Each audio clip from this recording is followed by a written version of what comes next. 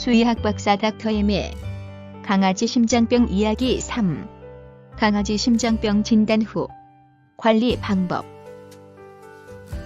지난번에 강아지 심장병은 발병하면 치료가 되지 않는 질병이라고 말씀드렸는데요. 이번 시간에는 심장병 진단 후 어떻게 하는 것이 강아지에게 최선인지에 대해 알아보겠습니다. 우선 강아지 심장병은 치료가 되지 않는 질병이기 때문에 치료한다 라는 말 대신에 관리한다 라는 말을 쓴다는 것부터 하셔야 합니다. 그리고 심리관리, 비만관리, 기능성 영양제 및 심장약 사용 등을 통해 질병의 진행을 억제하거나 늦추면서 기침 등 관련 증상으로부터 강아지가 조금이라도 더 편안하게 지낼 수 있게 해주는 것이 강아지 심장병 관리의 최종 목표라는 점을 정확하게 인식하여야 합니다. 강아지 심장병은 약을 써도 치료가 되지 않는 반면 약 사용으로 심각한 부작용이 발생할 가능성이 있다는 게 큰 부담입니다. 그렇다면 치료도 되지 않고 부작용 발생 가능성이 있으며 또 약값도 상당한 심장약을 써야 하는 이유는 무엇일까요?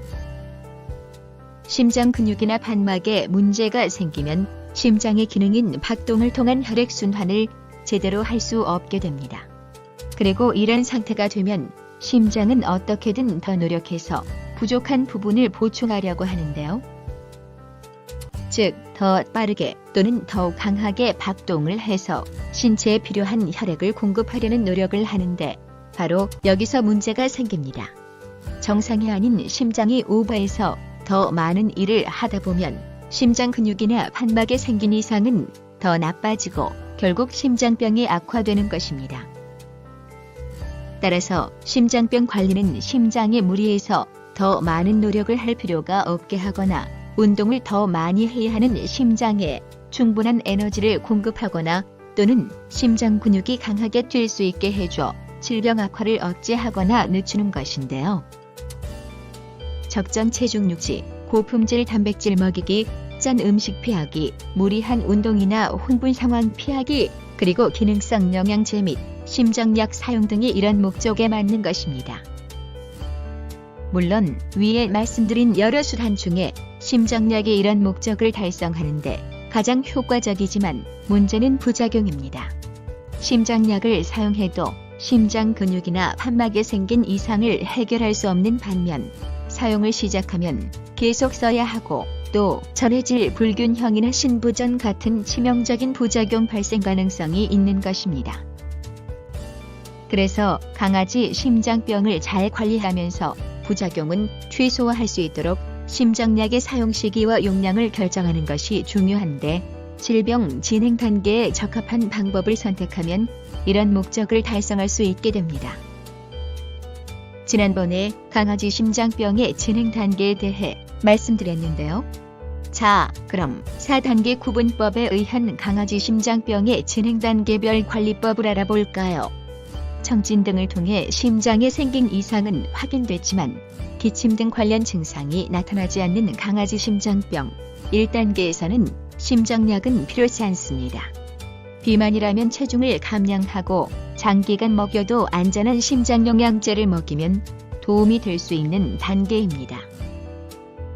가만히 있을 때는 증상이 없다가 흥분하거나 운동 시에 기침 등 관련 임상 증상이 나타나는 강아지 심장병 2단계에서도 심장약 사용이 꼭 필요한 것은 아닙니다.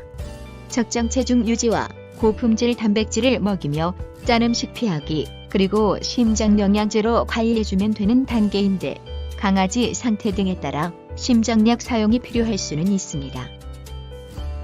강아지가 가만히 있을 때도 기침이나 호흡곤란, 그리고 기력 상실이나 졸도 같은 증상이 나타나는 강아지 심장병 3단계는 체중 관리, 식리 관리, 기능성 영양제 급여와 함께 심장약 사용이 필요한 시기입니다.